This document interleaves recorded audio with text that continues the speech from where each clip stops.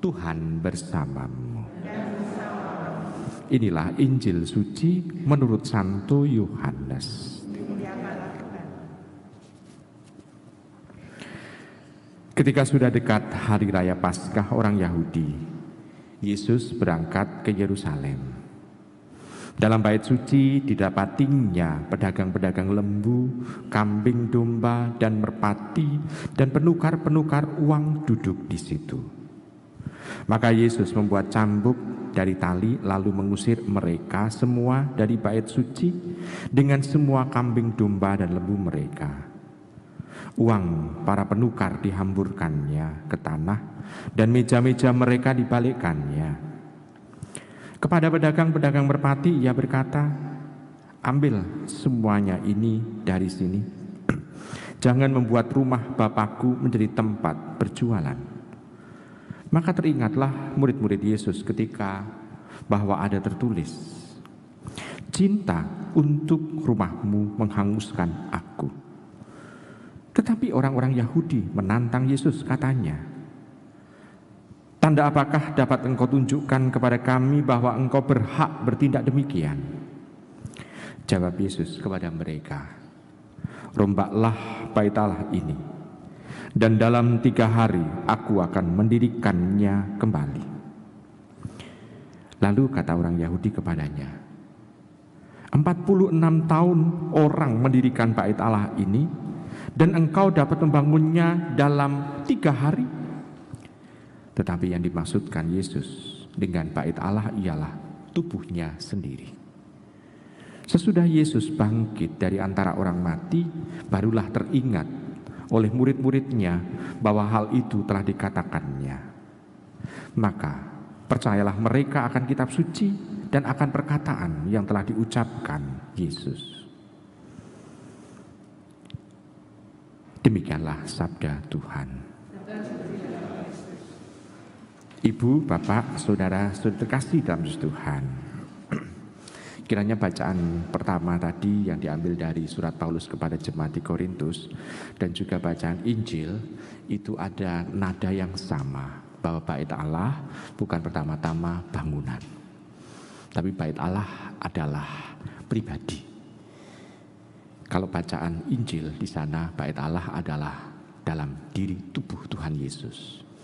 Sedangkan dalam bacaan pertama diambil dari surat Paulus kepada jemaat di Korintus yang pertama itu, di sana yang diungkapkan adalah kita ini adalah kediaman Allah. Bait Allah adalah diri kita sendiri. Nah, Ibu, Bapak, Saudara terkasih dalam Tuhan, maka ada dalam istilahnya itu percakapan yang sifatnya guyonan, dikatakan bahwa sulit untuk mendirikan gereja gitu ya. Untuk mendirikan gedung gereja sulit sekali. Ya, bagi kita sendiri pemahamannya yang penting bukan gedungnya, tetapi yang penting adalah bagaimana orang-orang yang percaya kepada Tuhan Yesus itu tetap melakukan tugasnya dengan baik. Jadi yang penting bukan organisasinya, tapi yang penting adalah organismenya. Kalau ya juga percuma kalau didirikan gedung gereja yang besar, tetapi umat yang datang hanya sedikit, percuma. Justru yang ada adalah bagaimana gerak dari umat ini bisa ditangkap oleh orang-orang yang belum percaya kepada Tuhan, bahwa Tuhan Yesus itu memang hidup, tinggal dalam diri orang. Nah, tantangannya adalah dalam diri kita. Apakah kita memang sadar bahwa diri kita ini adalah bait Allah? Karena kalau bait Allah berarti tanda bahwa di sana ditemukan bahwa Tuhan bertahta. Kalau Tuhan bertahta, maka tindakan orang itu dipengaruhi oleh kehadiran Tuhan dalam dirinya. Fungsi dari gedung gereja ini, misalnya gedung gereja itu adalah tempat untuk berdoa. Nah, kalau tubuh kita ini adalah bait Allah, apakah kita juga memperbanyak waktu untuk berjumpa dengan Allah yang bertahta dalam hati kita?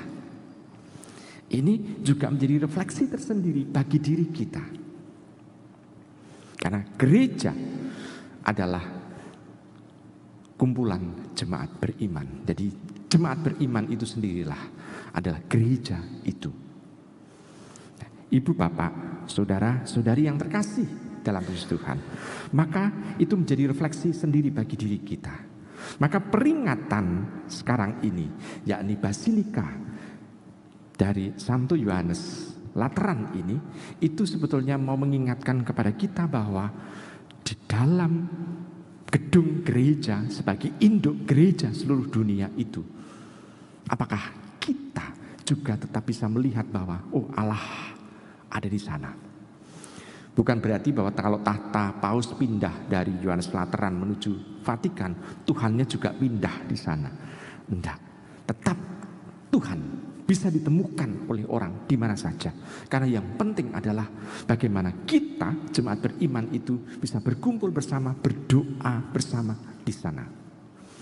Nah, ibu, bapak, saudara terkasih dalam Tuhan, ada beberapa hal yang harus memang disingkirkan dalam hidup kita untuk supaya bait Allah ini yang tetap murni, yakni seperti yang dikritik dalam Tuhan Yesus.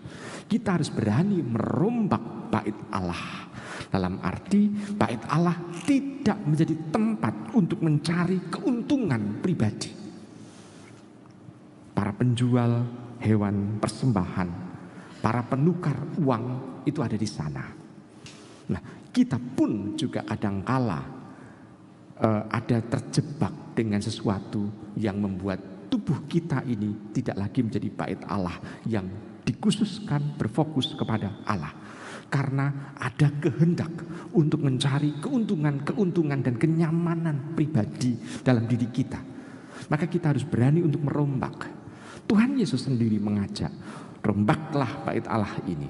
Nah, dengan seperti itu kita bisa melihat bahwa kita pun diharapkan mampu untuk merombak bait Allah dalam diri kita. Apakah layak dan pantas?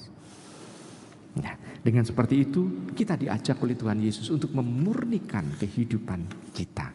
Dengan kita murni di hadapan Tuhan, maka kita akan bisa bertemu dengan Tuhan di sana. Dan bait Allah tidak hanya Tuhan yang ada dalam hati kita, tapi juga kalau itu gereja ada semacam bacaan pertama, bacaan kedua, bacaan ketiga, kalau ada Injil, kalau hari Minggu di situ ya, ada pembacaan kitab suci. Maka kalau kita sadar betul bahwa tubuh kita adalah bait Allah, maka ada kesadaran dalam diri kita. Setiap hari kita harus memenuhi dengan sabda Tuhan juga. Maka harus ada semacam kebiasaan untuk membaca kitab suci dalam kehidupan kita sehari-hari. Itu berarti kita mempertahankan bait Allah di dalam diri kita ini. Sehingga kita membaca kitab suci tidak hanya melulu di gereja, tetapi dalam kehidupan yang nyata, dalam kehidupan sehari-hari kita. Untuk supaya menunjukkan bahwa tubuh kita ini adalah bait Allah. Nah, ibu, bapak, saudara, saudari yang terkasih dalam Yesus Tuhan, maka mari kita bersama-sama menghormati kehadiran Allah di dalam diri kita masing-masing. Dan mampukah kita juga menerima juga kehadiran Tuhan yang bertahta di hati orang. Maksudnya begini pula pikirnya. Kalau panjenengan saja masuk gereja bisa menghormati gereja ini karena ada tabernakel. Bahkan pada saat Anda mau duduk di bangku panjenengan juga berlutut terlebih dahulu sebelum Anda duduk. Tabernakel saja layak untuk dihormati. Apalagi kita sebagai tabernakel hidup. Karena setiap kita menerima komuni, kita menjadi tabernakel hidup. Di mana Tuhan, tubuh Tuhan disimpan dalam diri kita. Nah, mampukah kita juga menghormati orang lain sebagai tabernakel hidup pula dalam kehidupan sehari-hari? Maka di situ kita bisa melihat bahwa kalau itu terkumpul, setiap masing-masing dari kita adalah gereja, ada kesadaran gereja, bait Allah, istilahnya tabernakel yang hidup atau bait Allah yang hidup, maka kita akan bisa membuat semacam paguyuban atau komunitas orang-orang yang adalah bait Allah itu. Maka gerakan bersama sebagai gereja ini pun juga akan bisa ditampakkan oleh banyak orang. Karena apa? Karena Tuhan itu ternyata, walaupun Tuhan itu esa, tetapi Tuhan itu ternyata bisa dirasakan oleh setiap orang yang hadir. Selamat merenungkan.